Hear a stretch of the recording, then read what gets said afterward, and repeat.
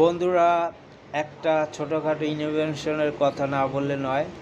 তো আমার একটা আইডিয়া এবং আমার একটা ছোটো ডিসকভারি হয়েছে। আমি সাকসেস হয়েছি ছোটো কাজে। তো যেগুলো ফেল হয়েছে, যেগুলো নিয়ে আসলে মানুষ মনে করে আমি কিছু করি না, কি কাজ করি বা কোনটা ফেল করি। তো আসলে ভাবতে এবং সাধনে অনেক বিষয় সময় লাগে, সব কাজে সব কিছু হয় না।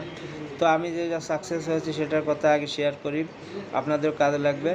তো আমি মানুষের থেকে শুরু করে পশু প্রাণী ছোটোখাটো ইনভেনশনটা করেছি, যেটা শেয়ার করে না এবং সাকসেস হয়েছি সেটা আমি দেখাবো। এখন যে সিজন চলছে, রেইনি সিজনের পর শেষ হলো, এখন আসতেছে উইন্টার সিজন, তারপরে আসবে ড্রাই সিজন।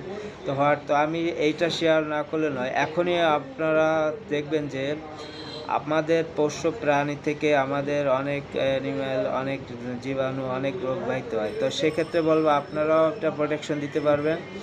অনেক সরকারি বা অনেক মেডিকেল সায়েন্সের মেডিসিন যথাযথ সময় না করলে, ইউজ না করলে হয় না।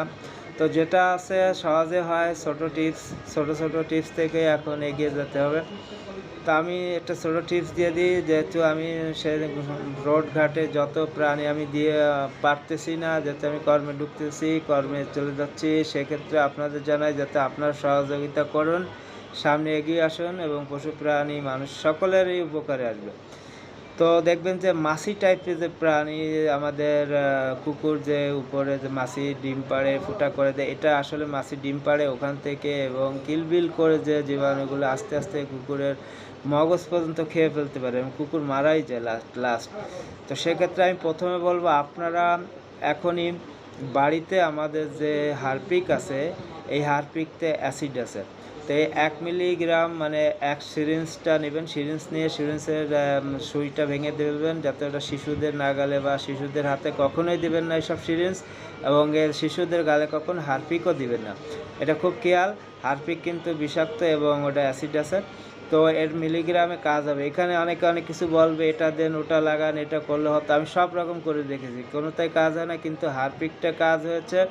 তো আপনারা দেখবেন, আমি সেদিন হুড়কা যেতে প্রাইমারি স্কুলের পাশে দেখছি একটা কুকুরের অবস্থা খুব বেহালদশা, ওকে রেস্কিউ করার বা ওকে দেওয়ার কত লোক নাই। যারা জানবেন একটু সিরিঞ্জে করে হারপিক নিয়ে বা কোনো মাধ্যমে হারপিকটা নিয়ে ওর মাথার কাছে যে আসতে মাত্র 5 মিলিগ্রাম দিলেই হবে। তো 1 সিরিঞ্জে 2 মিলিগ্রাম থাকে, সেটা দিলে হবে। তো যে বয়স বা জায়গা এরিয়া বুঝে মিলিগ্রাম বাড়বে, যত ক্ষত স্থান তত। তা আমি 100% শিওর গ্যারান্টি দিচ্ছি যে আমি এ পর্যন্ত 1000-এর উপরে পশু প্রাণীকে আমি বাঁচিয়েছি শুধু এটাই করে। ধন্যবাদ।